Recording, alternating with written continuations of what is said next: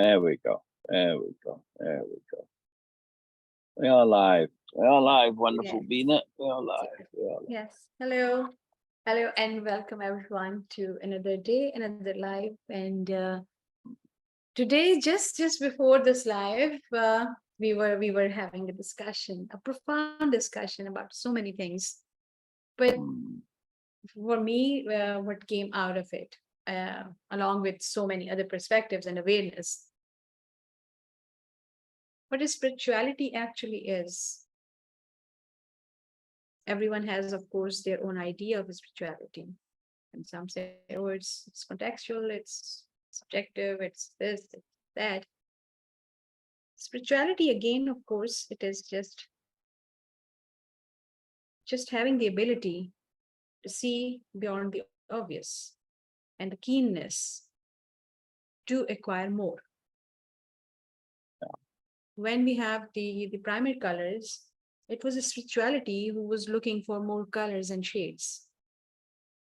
When we mm, have just the plain life, it was a spirituality who was looking to add more into our life, variation, going beyond just the obvious. It can be, of course, it is not limited or particular to any religious idea or any stuff or anyone's any school of thought. You don't have to. You can, but you don't have to wear special clothing for that or a cloak or just having a specific identification or identity to be spiritual. A rock singer, hard metal rock singer, can be as spiritual as a guru, or a and farmer. and a housewife who is just setting her dough and kneading her dough in her kitchen can be as spiritual as any maharishi or any scholar or anyone. Yep. Spirituality is just extracting and having the keenness, having this desire to extract more. This is Honest. what the Yeah. spirituality idea for me is. It Yeah. is not Yeah. limited to, or it is not specific to any kind of like Buddhism or Zen or in Hinduism or in Islam or in Judaism or nothing has, or Christianity. It is not limited to that. It is not Oh. specific to any Sufism or anything also. It is that common moreness, yes? It is just the common moreness. Whenever any person who says that, oh, I'm just getting tired of this thing, I need a break. What actually they are saying is, I need more. But they don't have words for that. The break is not actually a resolution or what actually we really need. We don't want to. What we need is more than what we have in any situation. It's a cry. It's a cry for more. When anyone says that, oh, I need a break, it is actually a cry for more. They need Mm, more than what they have, more than what is obvious, more than what is available. And spirituality, the true spirituality, all caps spirituality, is all about this. It's all about more and not getting stuck to any idea, no matter how new it yeah. is. My idea, my perspective, my perception could be completely unique, different, new, but it is as good as nothing else is coming up. It is it is limited to, it has a limited life till the new one arrives. And we have this thing, and this is what life, the process is to jump. When the next swing is coming, you have to leave the old one. You have to move to the next one. There is no other way. And of course, it's fun. This is what life is. Every single time when we are breathing, we are taking a new breath. Why not a new perspective? Why not associate it with a new perspective? Every single breath is a different person. I'm not the person who started this live by saying, oh, hello, hello, another live, another thing. I'm not that person anymore. I have changed. Every single breath, every single heartbeat is a new perspective, can be a new perspective, a new dimension, a new reality for us. And this is what the whole idea of spirituality for me. And it is so much aligned with Nobelia-Living. They are different people.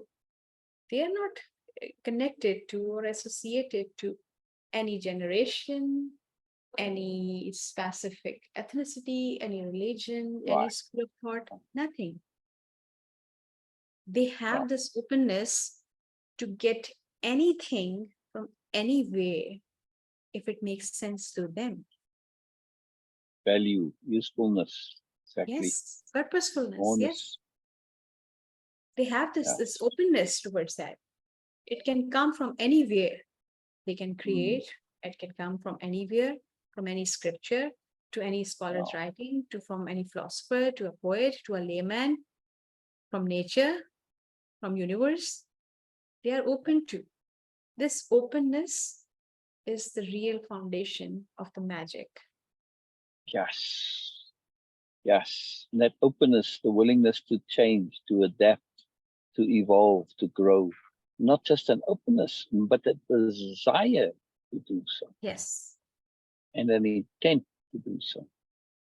You mentioned time and change. Most people by now likely have seen on the internet that life is change. Yeah, that there's always some change. Can't expect things to remain the same.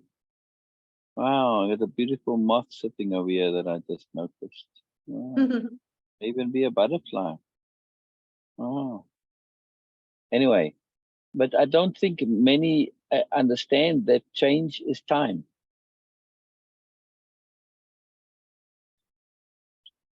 Time, my definition of time is the perception of change.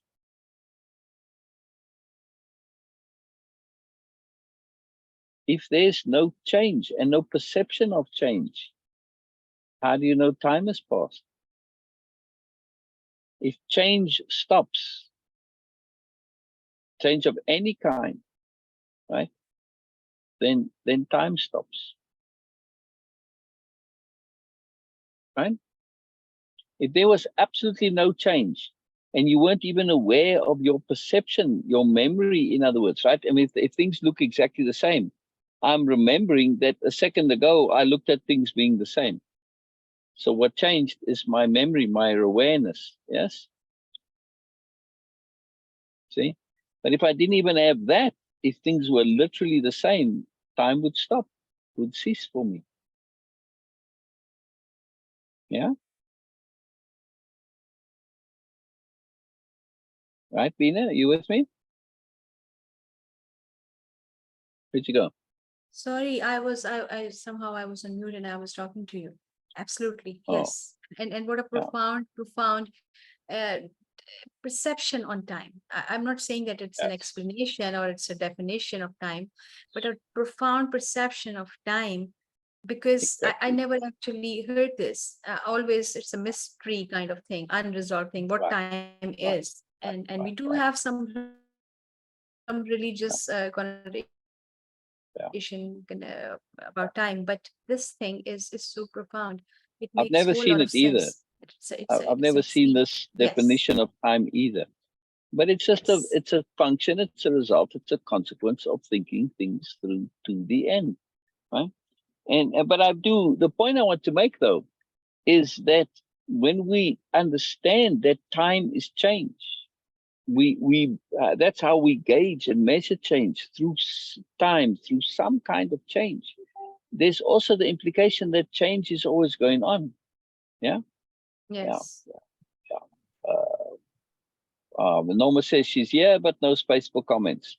Norma, just tap on the video, and then it makes the space for the comments. It's there. You just have to kind of tap on the video, then it brings it up. Yeah. I'm glad you're here, Norma. Hello, Norma. Hello. Wonderful. All right, let me get back to group and then open up I was doing all the sharing, and that's all done. A little slow, the internet, but there we go. Yeah, so I mean, if you're just watching the video, typically there's comments underneath, but those aren't always accessible because it's live. So you have to tap on the video, and then it puts the comments on the right-hand side. Well, at least on the computer it does that. Yeah.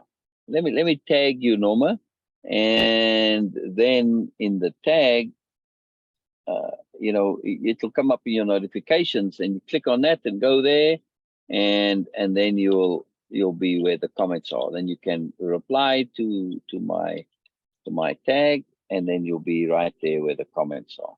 All right. Oh, here we go. Never mind. Norma's here. Never mind. Norma's here. Never mind. Hello, Norma. Hello, wonderful Norma. I'm sure Bina also saying hello. Are you? Yes, yes. Hello, Norma. Hello. There we go. There we go. There we go. I love it when people connect and, you know, just enjoy each other. It's a very beautiful, magical, incredibly awesome thing. Just wonderful. All right. Bina, what are we doing? Okay, yes. So yeah, you are going to read, and I'm going to leave because I have to go. It's a thing. Before I go back to the story, yes, I went to slides, and this is what shows on slides. regardless of how or why it is so. If we look at the world and what happens in our lives from this perspective, we soon It's notice. the first part. Read the first part first. Sorry, go back. This is the first part. It's truly remarkable awareness which soon develop into an understanding. It's a truly remarkable awareness which soon develops into what is? Sorry, let's go back. It's this here. This comment. Everything in life is geared to assisting us in this motivation of awareness growth. Right? So if we are geared towards the enhancement and development of awareness, if that's what's motivating us, if awareness is our motivation, we come to see everything in life assists us. And that's a truly remarkable awareness, which soon develops into an understanding. Keep going, please. Oh yes, that's so beautiful. Regardless of how or why it is so, if we look at the world and what happens in our lives from this perspective, we soon notice that everything we encounter in some way assists us in the development and enhancement of our awareness. Yeah, I mean, you know this, we live by this, we understand this every day. Yes. It's just a reminder. It happened to be up here because I was doing, going through this with Rashta. It's part of Way-of-Impeccability, of course, and this is where we left off. Oh, just powerful, just a nice reminder. Yes. We know this already, but it's something that proves itself. No matter how much and how many times we know that, but it is still exactly always fresh, and it's always a fresh reminder. Exactly.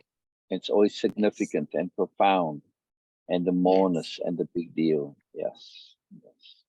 Okay. So Norma, where were we? Where were we with Comelius and Biella?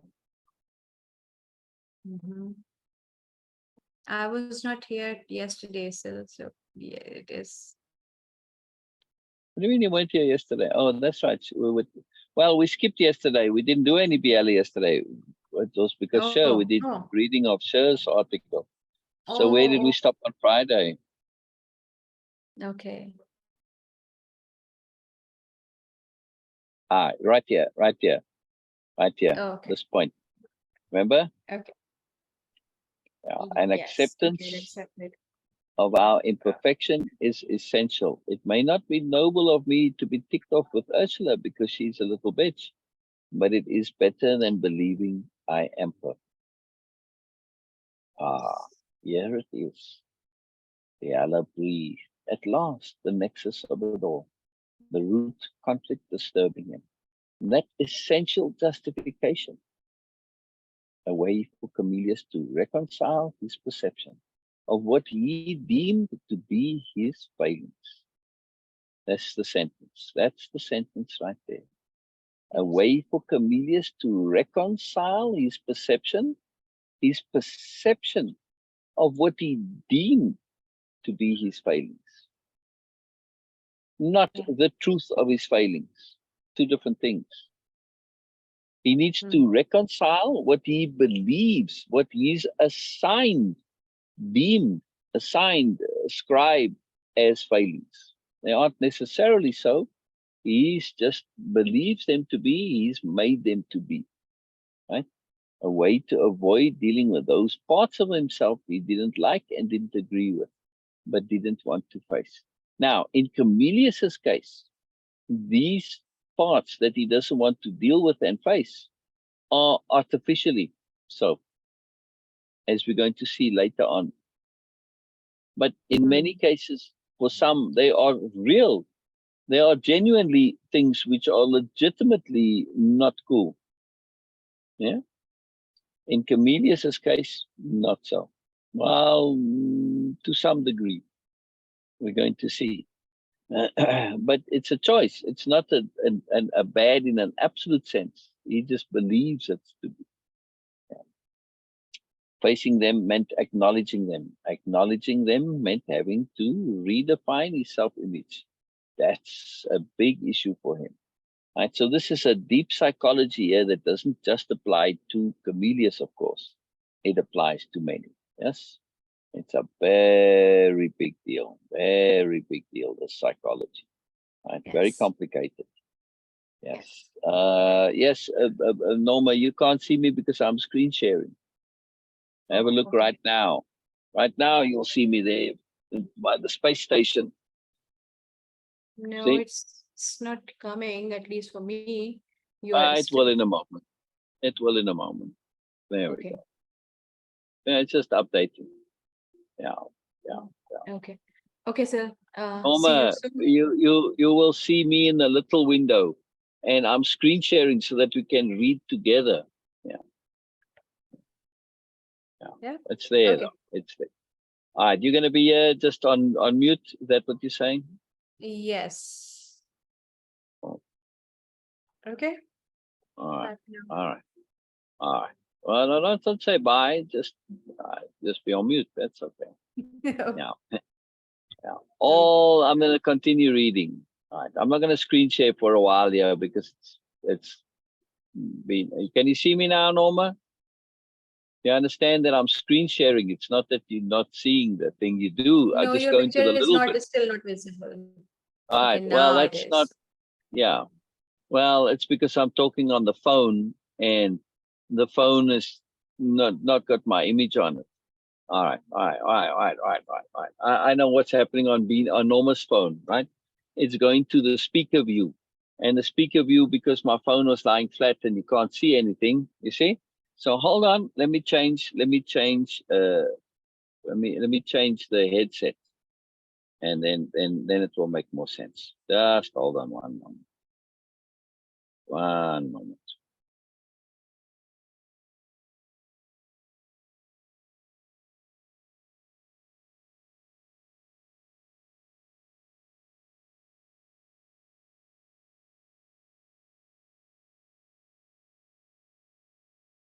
You understand what's happening for Norma on the phone? Zoom, it defaults to the speaker view. Because I was speaking through the phone, I had both the phone and the computer because I was out earlier. And I was on Zoom on the phone. I was still speaking via that, right? So now, do you see me, Norma? Yeah. But even when I do the screen share, you should still see me small in the little window. Yeah. All right. But I have to screen share when I'm reading. Otherwise, you don't know what I'm, to stay connected, you see. It's just how this is done, because that's important when we're doing a capital R reading, right? It's important to also for others, like Bina now, she reads and along with me. Yeah. So it's important. Yeah. I mean, that has to be there. It has to be there. All right, so Biella says, all right, I'll try and do a little bit without screen sharing. All that convolution, of course, Biella knew, not needed at all. That's a big point. Many think that all their issues and problems are absolutely needed because they're caught up in the bubble. but they don't realize, no, they're not needed. So it's just convolution. All only so, thinks Biella, because Comelius insisted on clinging to certain ways of self-definition and perception, clinging to his idea of himself as fine and good. Right? Not that he isn't fine and good, but he's stuck in it. All of it was a product of the right-wrong belief system. It's yes, we do want to believe of ourselves as fine and good, but not as a contrast, that which means that if I change, then I'm no longer fine and good, and then suddenly I'll become bad. See, can limit us, can lock us in, not good at all, right? And that's the problem here, because he believes in right wrong, and as soon as his understanding of himself as he is now, as fine and good, if something massive comes along to change that, well, I'm now different. And if I'm different, I'm no longer fine and good, which is, of course, not actually true, but it's true if you believe in right and wrong. Either or, right? See, it's a big problem. This comparative mindset. Yeah. It's a big deal. It's a big deal. It's a very big deal. Actually, this is a comparative mindset is a power conception for the new nobility. Yeah. Yeah. This is an important thing for them. Yeah. It's a huge understanding of the superiority paradigm. It's a big, big, big deal. Well,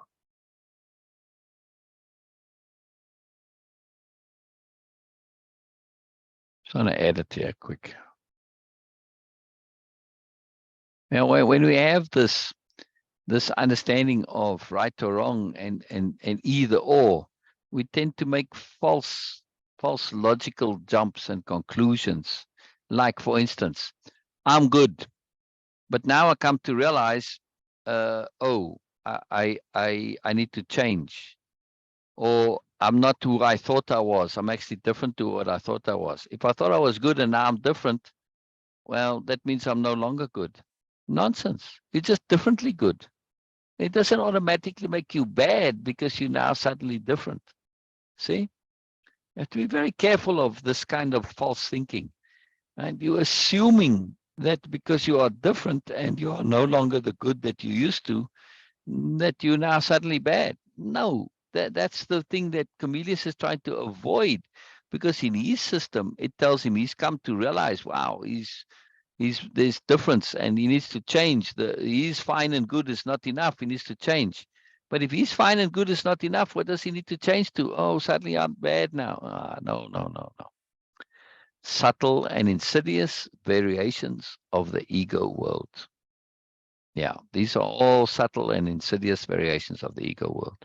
Ego always both good and bad in simplistic terms, but the fine distinctions were seldom made and little understood. The new nobility had spent a great deal of effort on unraveling the complexity of self-motivation. Yeah, there's a lot in there, a lot of Biella's deep sophistication coming through, and the understanding of the story and the writing and just understanding of deep psychology. Yeah. Biella dissected Comelius' statement, acceptance of imperfection. To Biella, when she combined it with other similar statements Comelius had made, his proclamation not a statement of an absolute, such as eliminating imperfection is impossible. No, it was rather the expression of dealing with imperfection as it exists, acceptance of flaw. The implication following that dealing with it, not necessary. It could be, but didn't have to be. And here we come, acceptance of imperfection. This is an excuse, an indulgence, and an avoidance of responsibility for the most part. People, you hear this on the internet all, accept me as I am. You're a rude, obnoxious, abusive, horrible person. Why do you want me to accept you as you are? Oh, because that's who I am. Then change. Just because that's how you are or how you've come to be doesn't mean it justifies it. No. If you are not a nice person, if you're rude and obnoxious and abusive, etc., then change. Don't insist that just that's how you are, justifies being that way. It doesn't. It's a false logic. Yes. And we see this all the time as people trying to justify their not niceness, their bad behavior. Well, the murderer could say the same thing. Well, I'm a murderer. That's just who I am. That's who I. No, I'm not going to accept that. Sorry. See, it's bogus. It's false logic because it's the avoidance of saying that you are wrong, because people are so hung up with being wrong that they can't acknowledge that they are wrong. Well, you know what? Sometimes you simply are, get over it, change. Now, that's the other part of why they cling to these things, because they don't want to change. Too much effort, too much hassle, blah, blah. Mainly, they don't want to change because of ego, because if you change, in the moment you change, you're acknowledging that there was a need for a change. And if you're changing to something better, then you're acknowledging that you were wrong. And they're so hung up about being wrong and not being wrong. It's like such a big deal to them. Oh, man, that they stay wrong for the rest of their lives simply not to acknowledge they were wrong. Idiot logic. Sorry, it's just foolishness to the extreme. That's ego idiocy. Yeah? No, you're not wrong or right. You're just different. You just need to change. If something's not working, change it. End of story. Make an effort to change it. Yeah. If you don't like who you are, change it. Doesn't matter whether it's right or wrong. It just happens to be that's how you came about. Right? Doesn't matter whose fault it is or how it came about. It's irrelevant. The point is change. Yeah. Make an effort to change when you realize change is needed. It's as simple as that. You may have been caught up in a bubble and you didn't realize that you were, full of nonsense. And now you do, change. Yeah. Like Ursula, change. Biella, Comelius doesn't want to change, getting stuck here, he's getting problems. Right? When we try to ignore the truth, it causes problems. Right? And this acceptance of imperfection is Comelius wanting to ignore the need for change. And justify his indulgences as well. Now, a lot of people's bad behavior, they know is bad, but they get some benefit out of it, right? And they get away with things at the expense of others. It's just not cool. Yeah, change. Yes, it's beneficial to you. Stealing is very beneficial, but it's not right. It's not cool. Don't do it. Don't do it. It's as simple as that, right? But people don't want to do what they know is right. They sometimes want to do what they know is wrong. But now they have to have this acceptance of imperfection. Nah, sorry. That's BS. That's BS. Oh, I was born a sinner. Rubbish. Rubbish, rubbish, rubbish. Rubbish, rubbish. No way, if you even believe in God or Allah or Brahma or anything, no deity is going to make you broken and flawed to start with. Sorry. Make you ignorant, yes, because you need to learn awareness. But ignorance is not sin. No, that's a whole different thing. Sin is deliberate abuse of your ignorance and your awareness. It's a different thing. Yeah. You don't come into the world deliberately doing so. No, we do it out of ignorance, and we do it because our culture, we learn it and all of this, but it's not deliberate. I know many people who don't sin. Sorry.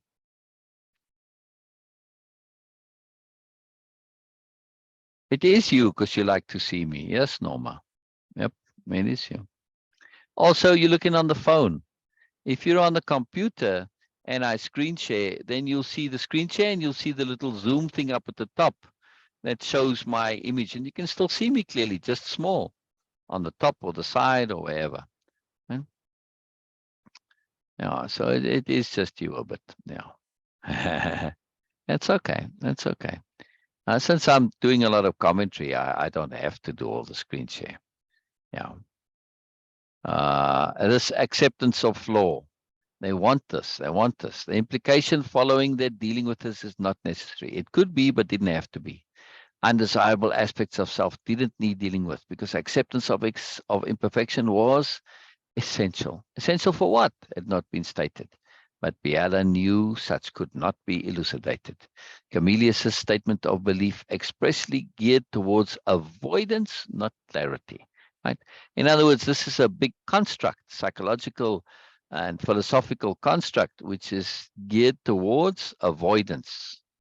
Not. Oh no, I'm not describing you. No. No. Maybe a little bit here and there in the past. Yeah, it's possible. You know, this is a fairly common thing. It's a part of our culture. And good people like yourself, Norma, good people like yourself are often subverted via should. As a good people person, you do what you should do because that's what good people do. But if the should is flawed, like in this case, you know, you should accept your imperfections, right? That's a common part of our culture that's pushed out there. But no, it's a flawed, it's a subversion, it's a way for people to justify their nonsense, right? But the good people, they accept us. Oh, we should do that. And then they do that. They do a lot of things without thinking simply because it's a should. They trust in should. It's the one thing that good people need to learn very deeply is that you cannot trust in should. You know, this moth or butterfly is too marvelous here. So now I'm going to have to come back on Zoom so I can take the photo, show it on Zoom. I like to share magic in my life, and it's just too pretty. It's too gorgeous. So I'm taking a little pause here to share. It's right sitting inside here on the inside of the door on the fly screen there. Okay, stay co-host. Got it. It's been recorded. I don't need my audio on the phone. I just need the video. Turn the video around. And now let me show this here. Are you looking at screen, Norma? Are you looking at screen? I want to show you something very magical. Up. Up. Wow.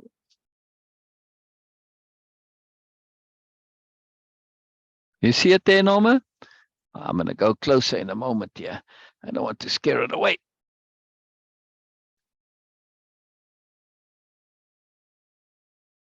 You see, Norma? You see it?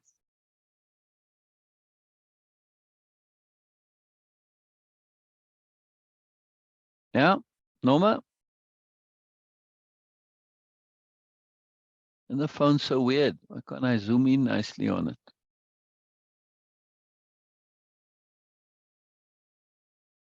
It's a butterfly or a moth. I don't know. No, I'm not describing you, Norma. Can you see the butterfly? Did you see it, Norma? Or the moth? Either way. Ah, you did. Okay, good. All right. Wonderful. Brilliant. Yeah, it's just too gorgeous. You know, and it's so anomalous to be there, you know, on the inside. Yeah.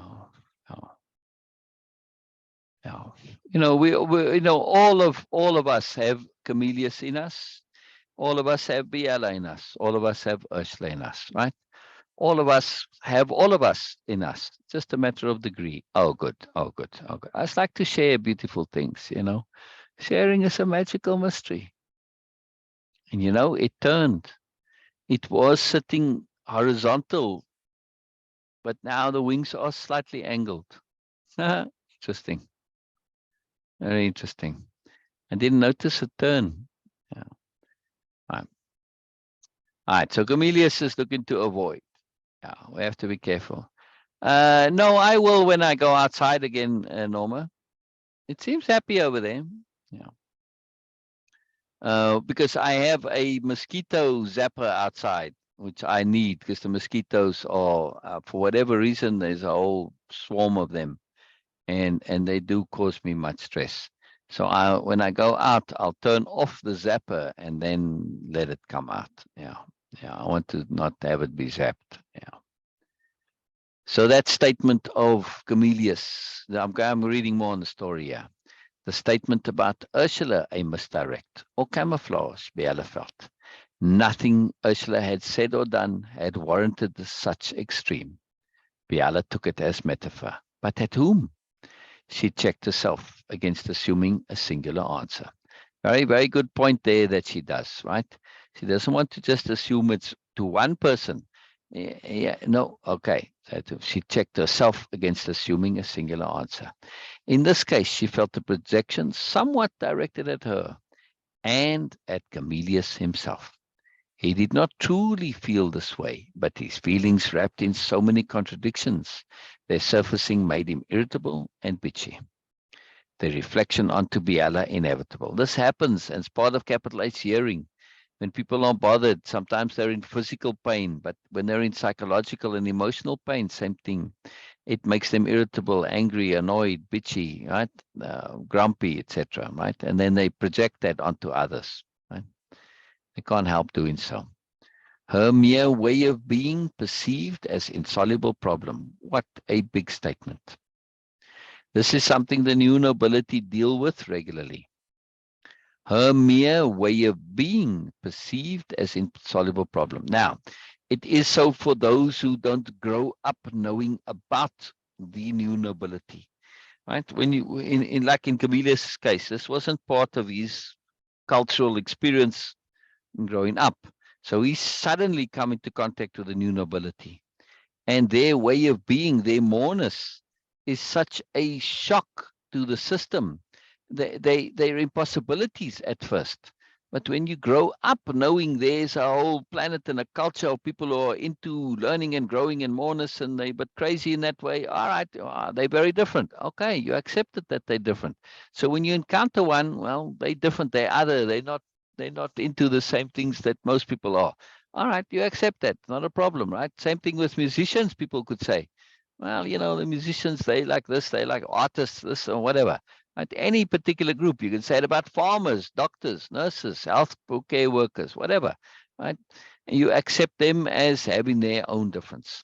But because their difference is about being, not a thing that you do, it's a little different, right? Their difference lies in their ways of being, their ways of living, right? Well, that makes them exceptional in that case. And nonetheless, right, for Comelius, he never thought that there could exist people that actually apply all of the things that he teaches and more, and more. So this is a great shock to him. And the implication is devastating because, yeah, he's teaching about philosophy and psychology and all such things, but yet not applying it because there's an underlying assumption that it's sort of impractical or impossible to actually apply and live these things. Yeah, people are actually doing it, which kind of shows him up in a way, in his way of thinking. Of course, the new nobility don't think that way, but in his way of thinking, they're showing him up terribly. And this is not a fun thing to realize that you've essentially been full of nonsense most of your life and been a bit hypocritical and shallow and hollow. Yeah. Oh, it's a rough, rude awakening for Comelius. Now, of course, he doesn't have to take it this way. Like Ursula said, she felt stupid, legitimately so. You don't have to, but yes, there is a part that technically this is true. Relatively, you've not been doing any of this, and by comparison, yes, all right, you're a bit behind if this is what you want to do. You're like a child suddenly. And that's what she says. I feel like a child. It's legitimate. Now, just feeling like a child doesn't mean you're stupid. Children aren't stupid. People like to think that, but they aren't. They're taught to be stupid, but they aren't naturally so. Right. So this way of being is perceived as an insoluble problem. Yeah, it's a big insoluble problem for Comelius because he doesn't know how to resolve this issue of the difference between him and the new nobility. And he's unwilling to go the route that Ursula has chosen because he's unwilling to set his ego aside and be an aspirant. With Comelius, Biella had not ameliorated herself in any way. In other words, she'd shown her full self, right? When the new nobility are out in the world, they don't always share and express the way they would with other new nobles because it's inappropriate. Yeah. It's when you go and you're doing what people are doing, you relate to them on their terms, right? This is just politeness. Yes. If I'm an artist and I'm hanging out with my artist friends, we're talking about art and, viscosity and God knows what all, right? Drip rate and dry rate and, man, long lasting, all sorts of concepts coming to it. Yes. I'm just picking up a few technical things that I know of, but, there may be more spiritual conversations about art, whatever. if I go to people who aren't artists, I go visit my sports friends. My art stuff is not of connection to them. They into sports or more general stuff. That's what I talk about. I know my art stuff is not something that is going to be appropriate to discuss. A little bit here and there, yes, because they're interested, but not in the same depth as I do. So this is just, you know, common interactivity. It's always about appropriateness, right? And now, but with Comelius, because he was interested in learning and psychology and philosophy, Biella didn't hold back because he encouraged this, right? He liked this unrestrained honesty. He appreciated it. But in their this is now before coming to Nobelia. This was fine and well because it's all the discussion, at least in Comelius's mind, it was all idea and philosophy and hypothetical. It never occurred to him that oh, you know what? I mean, it was there, but he didn't make that step of looking at the to like, oh, well, they're actually living this. You know, he just never went that far, but he could have and he should have, right? So when he came here, it's like a shock. Oh, wait a minute, these people are actually applying it. They're actually living it. Holy moly. Yes. Yeah. It welcomed her fresh and unusual perspectives, but they'd come at a cost. On coming to Nobelia, Comelius rapidly discovered those ideas and perspectives were not merely ideas and perspectives, as they typically were in Comelius's world. Biella actually applied them, lived them, was them. A deep shock of improbability, even impossibility, to Comelius. She proved such application, right? Proved application, not common. Oh, hang on. Sorry, I'm going to reread this. Such proved application, not common at all on his world. In fact, unknown. In other words, this proved application is what the new nobility do. They prove the validity of an idea, a perspective, through application. How does Comelius know any of the stuff that he's talking about is valid? There's no clue. There's no way. Yes, logically it's valid, perhaps. Reasonably it's valid. That doesn't necessarily mean it's going to be valid by way of application. Yeah. Especially to the thorough extent applied by Biella and the new nobility. To subscribe or support a philosophical idea or system in his world generally meant supporting it, agreeing with it, not actually living and applying it. A kind of group conspiracy regarding implementation. The alignment with a philosophy only ever challenged in the mental realm, the realm of words, ideas, most likely in debates, discussions, and arguments, not in the actual application. Exactly. We have to prove through application, Norma. Precisely. Yes. Yes, absolutely. Very important comment there. Proving through application. You won't know otherwise. You won't know otherwise. It's only theoretical otherwise, right? Until you actually do it. That's when it becomes real. Yes.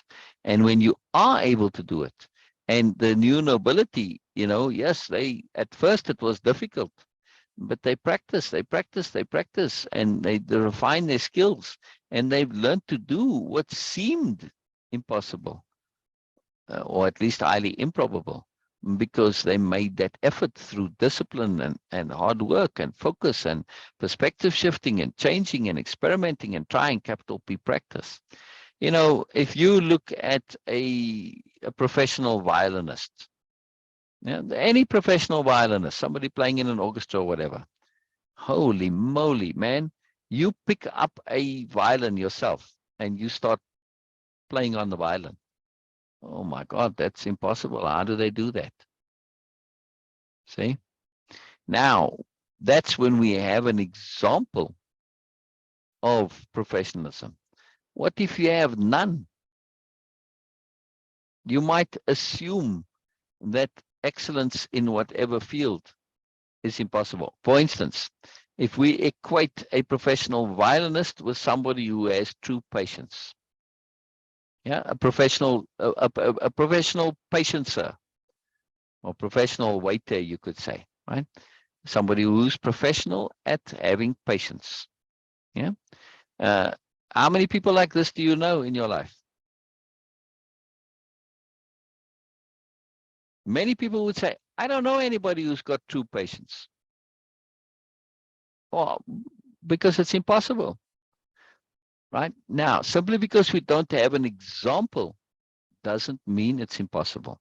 If you'd never have heard a professional violinist, right? Let's say you go to some remote village that's never heard violence, never seen violence, you know, they've never interacted with a world in which violence exists, yeah, or any complicated musical instrument other than maybe a drum, yeah. And there are such societies, and you give somebody a violin, and you say this is to make music, and well, you got to explain what music is, etc. Right? Them going on this to say, wow, you know, it's going to seem like an impossibility, yeah, to make this thing seem nice. They would just give up on it. Like, what is this thing here? It's like just, you know, it just makes a horrible sound. Why would I want to bother with it? See? You're going to have to convince them that it can make a beautiful sound. But if they have no example, why would they pursue it? So the new nobility are aware of this sophisticated understanding, and then when it comes to certain conceptualities of application, right? That, okay, patience we know about, but what about others, right? This is something that you have to simply take on faith and keep persisting because you want it to be nice. So if you to say to that person with the violin, or they take it on their own, they come across the violin, and they just discover it. Let's just say you leave it out there, and some say, but man, I want this thing to sound beautiful, and they keep going until they make it sound beautiful. That's a very profound mindset. Yes, at first there's no value to it, but they persist in making sure to obtain and extract and get value from it. It's a very profound thing. So yeah, no, I'm not well, at least in my example, I'm saying there are societies that live without that type of music. They may have simple music like singing or drumming or whatever, right? But not music as we know it. No, it's a whole degree of exponential degree of difference, right? The point I'm trying to make is that in some things, when we don't have an example, we might think it's impossible, right? Like in the case of, you have no example of what a violin can sound like. You pick it up and try and play it, you're not ever going to even imagine that. You're just going to assume it's an instrument for making horrible sounds. Yeah. You may be curious and you might like those sounds more or less, and you play around and, oh, that sounded nice. Oh, and now you carry on, right? So there's this sophisticated understanding from the new nobility to not assume things are impossible simply because they are difficult. Yeah. And we can learn exponentially. Yes, at first to get a nice sound out of a violin in the beginning is difficult, but fool around long enough, experiment, change, try. Sooner or later, you're going to make a nice sound. Then you make another one. Then you start putting them together, and there you go. Right. So when we understand complex skills, we don't give up in the beginning because it seems impossible. Right. But actual application, this is a very different thing, right? Most people like to just think about stuff and believe they know, especially in spiritual stuff, right? Look at all the memes. People look at those memes and oh, that's wonderful. That's so wise. That's so profound. But what difference does it make in their lives? None, because they don't visualize. They don't apply it. Yeah. They sit and stand, Norma, both. Walk as well. So yes. So yeah, many of the interactions between Biella and others are done standing, but yes, sitting too. In the case with Comelius now, they're sitting on a bench, right? It was mentioned earlier. So you can visualize them sitting on a special bench, a bench that's a living, alive bench, because it's specially grown from, it's actually the root of a particular tree, and it's shaped in the shape of a bench, and it's got this soft, spongy moss on it, and it can be moved as well. Yeah, it's like a freestanding root that's long and flexible, and especially shaped so that you can, pick it up off the ground and move it connected to the tree. And they're all over Nobelia. It's a very profound thing because they spend so much of their time outside. If you had those same benches you see typically in a park, you're not going to sit and chat for very long because those are very uncomfortable benches. I think they may be deliberately designed that way so people don't sit too long. Yeah. Yeah, they are sitting. That's very interesting that you just popped into your mind right there. Much of classical philosophy, even though it purported to be, was not particularly geared toward application. Now, some of it purports to be about application, but it's not geared towards it particularly.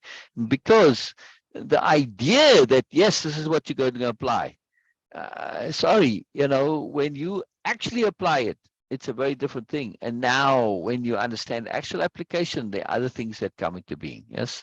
Like, for instance, if you're going to go and learn to play the violin or the guitar, and you say, well, yes, this is what you need to do. You need to put your fingers on it here and all this. Oh, but hang on a second. When you actually go and do it, you suddenly discover, hey, you know what? My fingertips are very soft and sensitive.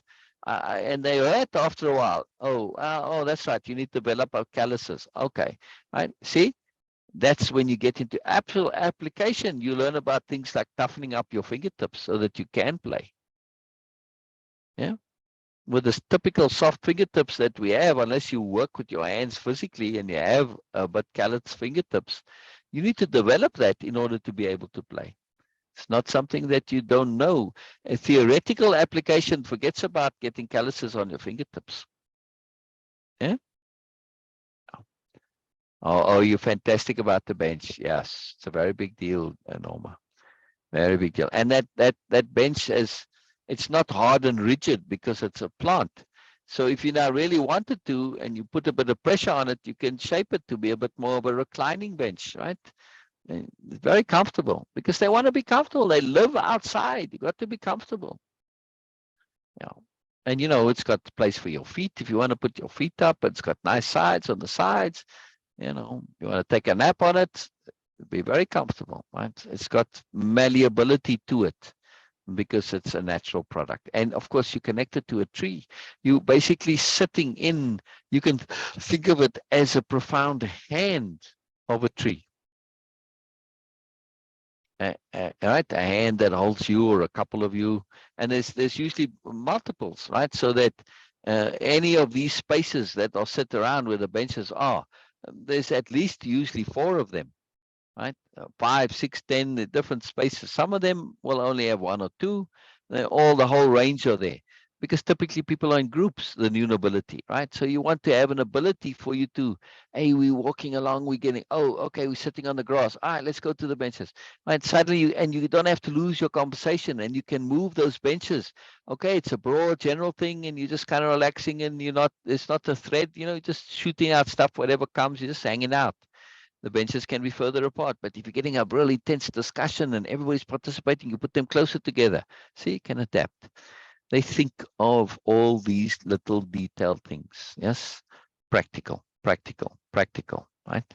The most setups in benches aren't very practical, at least not for this kind of interactivity. Yes, and same thing, sitting on grass. The grass has got to be cut. It's got to be watered. There's dew on the grass early in the morning, stuff like this, right? Practicality. Now, most new nobility will have a part of their, put in your bag or your little backpack. Sometimes you take a bottle of water and other things that you take with you, personal stuff.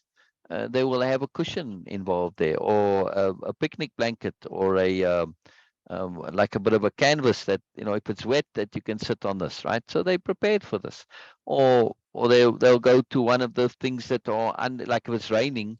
It doesn't rain in the day very often there. It's like Camelot, right? Because they have weather satellites and stuff that help them with the weather. So mostly it rains at night. But when it does rain in the day, sometimes big storms come in. They don't want to that. They love the storms.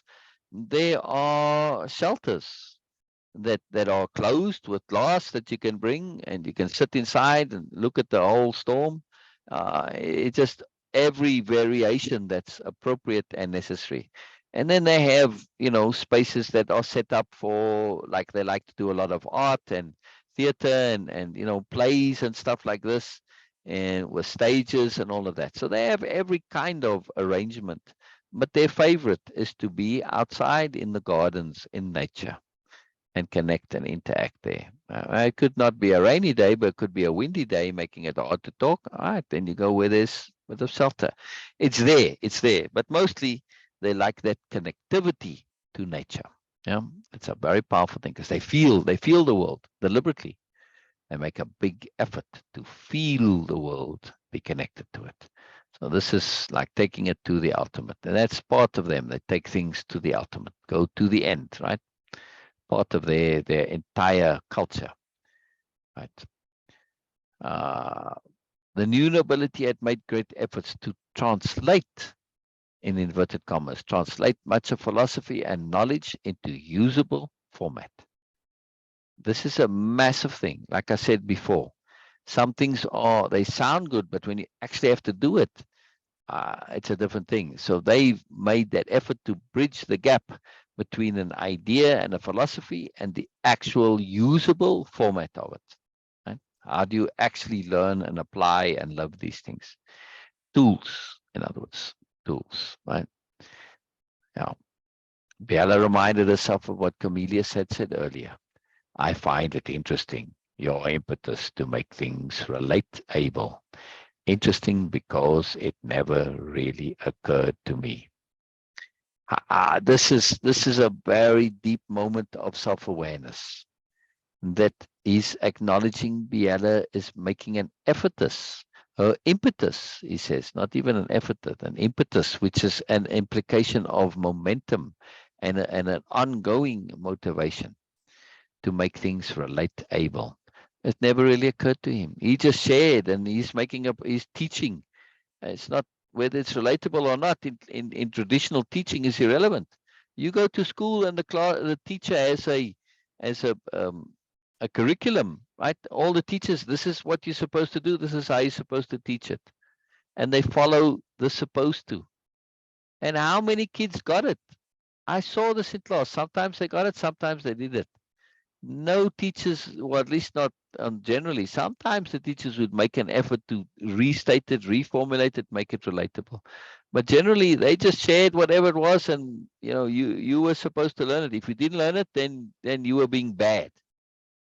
Not because I'm bad, it's because it's not relatable to me. It doesn't connect. We all learn differently.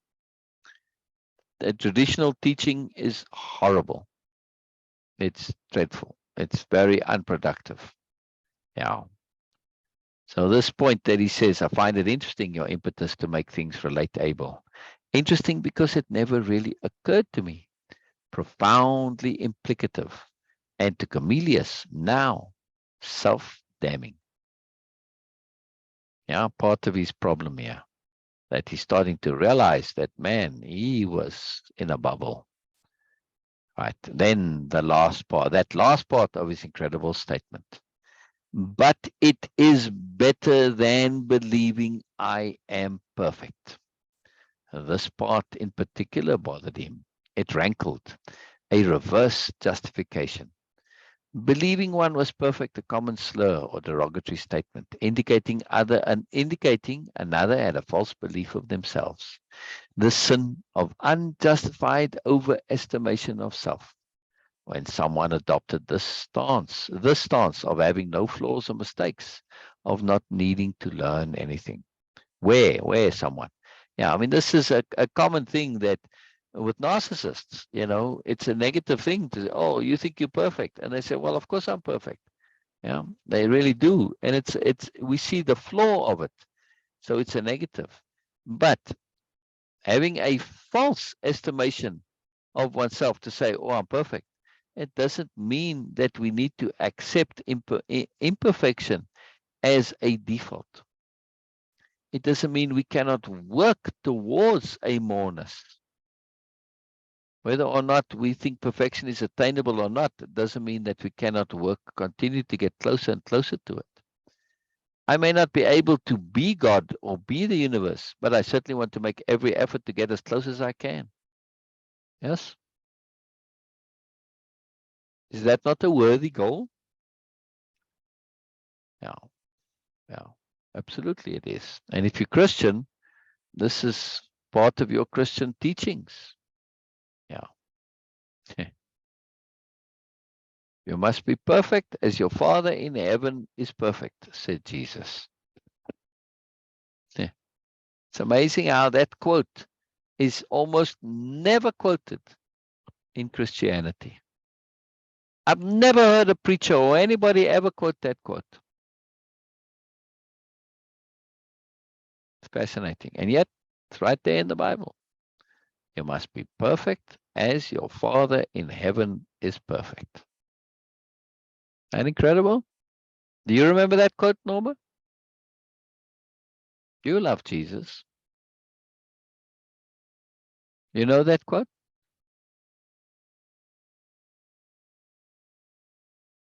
I'd prefer you understand rather than agree, by the way, Norma. That way you can disagree also. If you understand, you're free to agree and disagree. It doesn't really matter because you understand. When I understand somebody, I say, hey, I understand why you like cabbage. I don't personally like it, which you could say, well, that's a disagreement. But see, it doesn't matter whether I agree with your liking of cabbage. I understand it. Yeah. But when somebody says, I don't understand how you can like cabbage. I like things that you don't like. You don't like. I was saying, what's not to understand? But that's what happens when we just go with agree and disagree. It limits our understanding. It makes us jump out of even trying to understand. Right? Yeah. Yeah. Exactly. But pure love with awareness, Norma, as you know, has to be with awareness. Love without awareness causes trouble. Yeah. Has to be with awareness. But I guess pure love includes awareness. Yeah. Oh, that duplicate slide, yeah. Such statements invariably directed at someone conceited. Biella felt reasonably certain this was not the case with her. It's not that she's conceited to think that she's not conceited. It's just that she understands her own modesty. Yeah. Yeah, yeah, exactly. It has to be, Norma. It has to be, absolutely, yes. She made a concerted effort in that regard. It's what had led her to not accept her nobility, even though she'd been nominated many times. Every time the votes had been plentiful and unanimous. She didn't accept yet because of her fear of being conceited. Yes, and she's always on guard against this. But it's not relevant here, she says. Only the perception of Comelius relevant. Whether or not Biella is actually conceited or not doesn't matter. It matters if Comelius thinks she is, right? But I don't think at least she thinks, and I don't think either from outside, that he actually thinks this. Why this is especially a problem for him? More accurately, Biella thought as she walked herself through it. Why was it so bothersome? This concept rankled him internally, this idea of perfection. Biella felt it wasn't only the usual perception of someone thinking they were perfect which bothered Comelius, but the concept itself.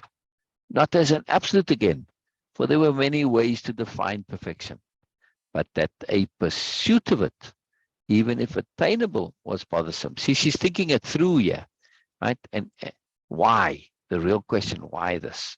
The pursuit of an ideal, whether perfection or nobility, being noble, or even simple personal togetherness, the problem for Comelius. There it was. That was it. See how she thinks it through. Yes. And she comes to the conclusion. This is how it is. Like everything is there. It sort of makes sense. You go a little further, and then there's more. Then there's more. Yeah. It's very, very powerful way of thinking. So she understands that it's not bothered by perfection, but by the pursuit of it. Not even the pursuit of perfection, but the pursuit of any moreness conceptionality. Because Comelius knows he should do it, but he doesn't do it. That's why it's bothersome. Yeah. His own indulgence, his own failings according to himself. Yeah. Yeah. Yeah.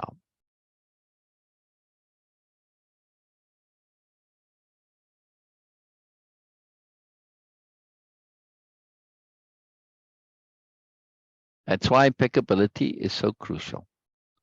See, with impeccability, you resolve this issue one way or the other. Right? If you feel you should do something, then you do it.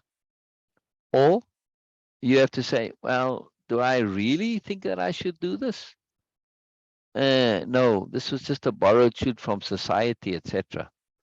Yeah, it's just an idea, right? All right, then you got to resolve that. So I don't really think I should do it. Okay, throw it out. Then I'm not going to do it because I don't actually think I should do it.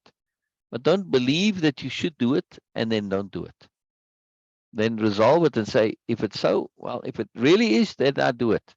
If not, then it must be wrong that I should do it. Yeah, if I'm not doing it. Yeah, one way or the other, you got to resolve it. That's impeccability. That says, if I really feel I should do it, I do it. Yeah. Yeah. Yeah. Comelius was not bothered by any of these as an ideal, but the actual implementation of them. But not in itself either. There's more here. She keeps going. He admired the new nobility. He admired their noble behavior, intentions, and actions. His disturbance came via the implications, the reflection back on him causing the problem. He didn't want to deal with his own lack of application, with his own perceived imperfections. Yeah. Doesn't want to deal with his own perceived imperfections. It's a very big point. Yeah. They're not real. They're not real. I know many wonderful people who have many perceived imperfections.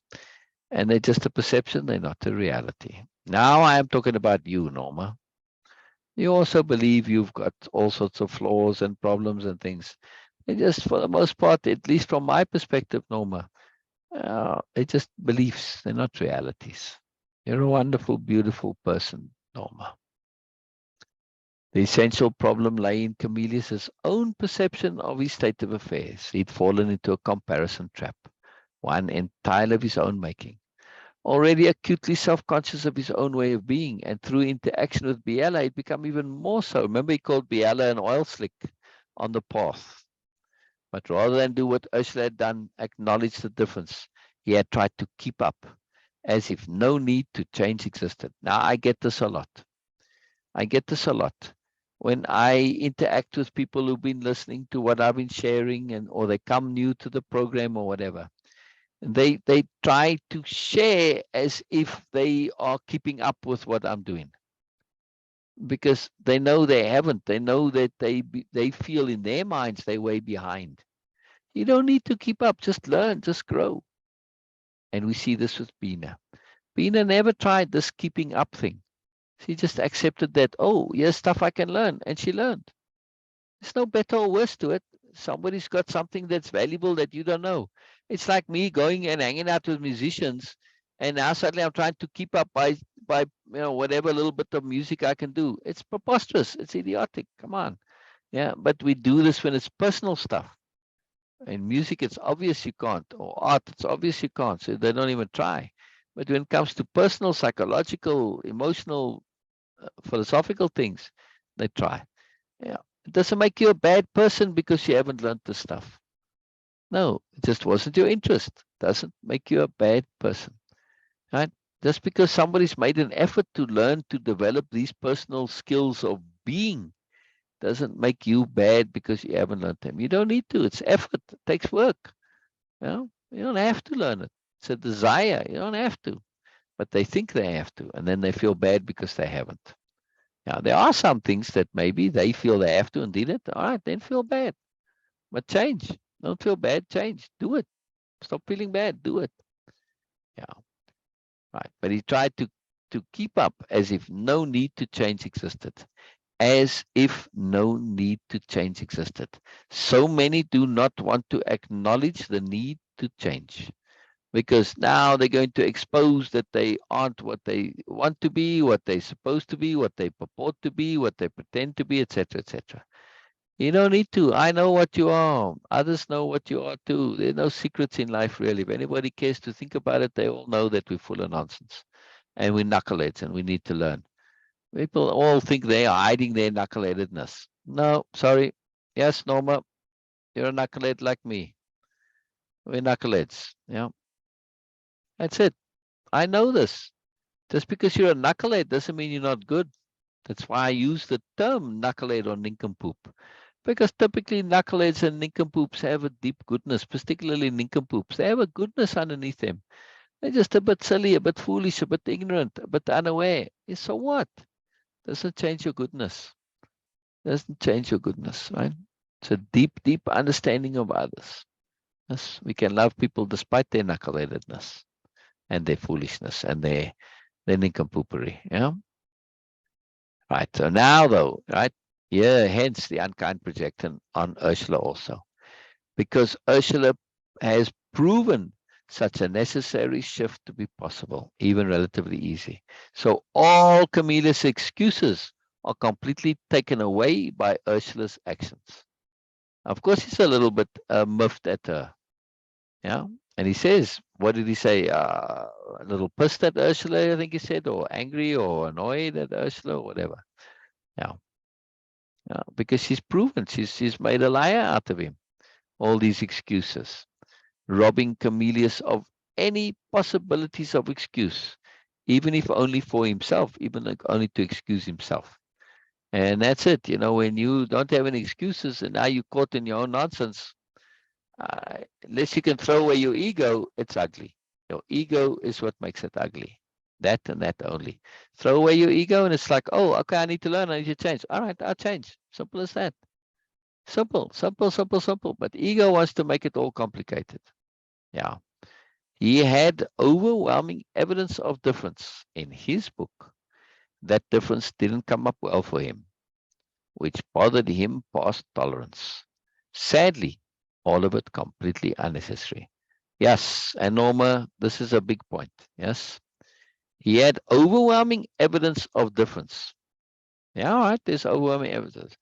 In his book, that difference didn't come up well for him. In his book and his book only, maybe in some others. But from the new nobility's point of view, yeah, it makes no difference. And this bothers him because he feels behind. Yeah. So bloody what? You think Biella loves him any less because she sees all of this in him? No. She loves him more. However, if we were to go back to his world and tell him what he's experienced, I'm going to skip all of this. I'm going to just end it here now on this point, yeah, because this is just more of it coming to the end. It's just emphasis and detail. And I've already gone into it so much, right? And the main point is that we don't have to be perfect to be loved. Because when it comes to your goodness, you already are. When you're good, you're good. That's enough. That's all there is to it. Now, if you're not going to make an effort to learn and apply your goodness, well, that's a different story. But most good people that I know, they're always making an effort to be good and to learn and to grow and to apply the goodness to greater or lesser degrees, but they're always trying in some way. That's all that's required. Yeah. That's all that's required. And your goodness is what makes you lovable. Yeah.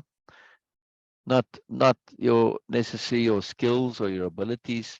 No, it's your goodness. And not giving up, of course. There are many people who are good people, but they just give up. It's too much bother. No, sorry, you don't get my love. If you give up on trying, sorry, then you don't get that same love. But when you try, look, Norma, how much you try. Every day.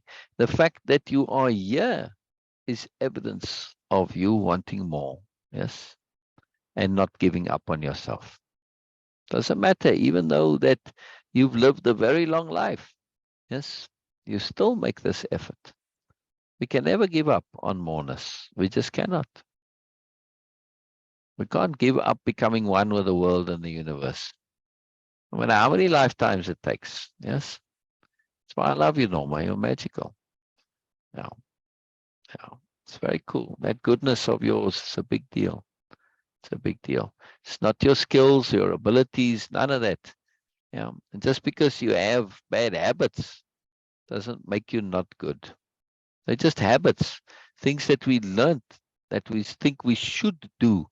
We should get annoyed. We should be spiteful. We should be jealous, whatever. We should get angry at badness. That's a big one that many good people really struggle from.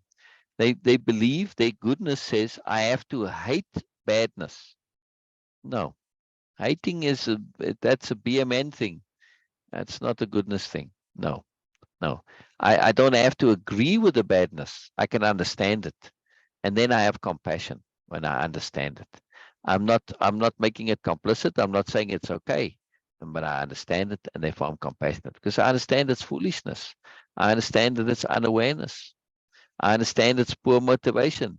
I understand it's ridiculous false beliefs that you're thinking this is what's good for you, and it's not. Right? So I have compassion because I see that you just lost. But that doesn't make you bad. Yeah. Not you, Norma. I'm talking about just, people who are very lost in badness. Because you're not lost in badness. You're a very good person. But some people are, they're good people, but do bad things because of all those reasons that I said. And when we understand that, we can love them via compassion. Yeah. Compassion is rooted in understanding. Yeah. Oh, no, judging is fine. There's nothing wrong with judging. This whole thing of judging is just people wanting to avoid responsibility. No. Say rather, please do judge me so that I can learn. A very different thing. I welcome being judged. Judge me all you like. If we don't judge, how are we going to be moral?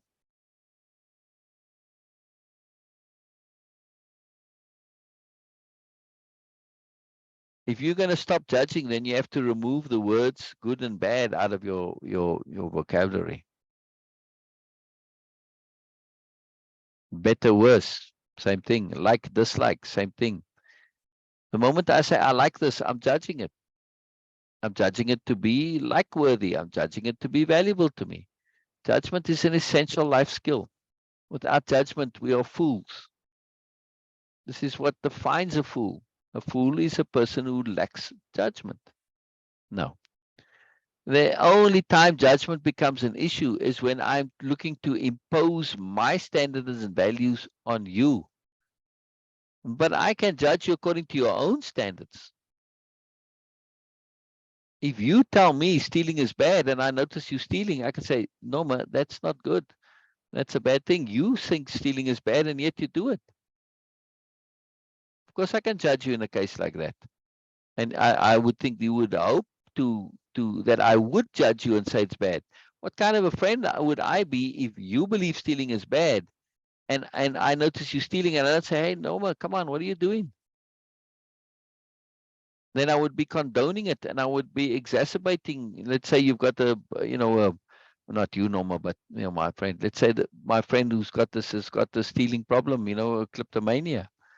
Yeah. I would be a terrible friend if I just said, oh, go ahead and do it. I have to judge you. It's only in judging you that I'm going to have a pressure on you in some way. This is what a good friend is. Yeah.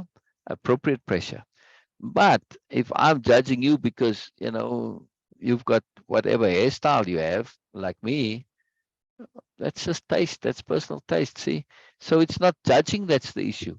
It's inappropriate judging that's the issue. Like in everything, it's always about appropriateness. Appropriate judgment is absolutely critical and necessary in our life. We would not be a civilization without appropriate judgments. And like I said, you'd be a terrible friend if you don't apply appropriate judgments to me, and vice versa. Bina, I'm going to wrap up. Yeah. Oh no, judge others too. Well, we're all one. Yes. We're all one. I judge everybody. It's appropriate judgment. It's evaluation, assessment, understanding. Yeah. Yeah. This whole thing, this whole idea of judgment is just an idea. What does it actually mean to not judge others? Yeah. It's a complex point. We can get into it next time maybe. But it's, for the most part, it's a bit of a square circle. Yeah. We are continually and always judging. We don't even realize it. We have to, because that's our morality. When I say you're a good person, am I not judging you? It's a compliment to say you're a good person, but now suddenly you're okay with judging. When I say you're a bad person, oh, don't judge me. I say a good person. Oh, thank you for the compliment. I'm judging you both ways. Right, Bina? Yes. Yeah, we have to get settled with this thing of judgment. Basically, what people say, don't judge, is they're saying, don't point out my indulgences. Yeah, that's really what they are saying. Yeah, don't be paying attention to me because I can't hold up under the scrutiny. Then change your life. Don't do things that can't be exposed to the light. Yes. Yeah. Any comments, Bina? So it's all wonderful, and it's again, it's a profound. Uh, mm, it's a more insightful session. Insightful in the sense that we were going through the same things, same points, but Yeah. sometimes even just a nuance, just one thing, it Yeah. makes the whole thing, the whole understanding completely new. Yeah. This is very important. That's why repetition and going things over and over again is never boring for us. It's always useful, and we always get value out of it. Thank you so much. Thank you so much, Norma. And thank you so much, whoever was there and whoever was going to watch it. And thank you so much, sir. Bye for now. See you tomorrow. Yeah. It was fun. It was fun sharing with you, Normal. As always, it's a deep joy and a pleasure. Same with Bina, it's a wonderful thing to share and connect. So I love it when you're here, Norma. All right, I gotta go too, and we'll see you all tomorrow. Yeah, bye. And meeting.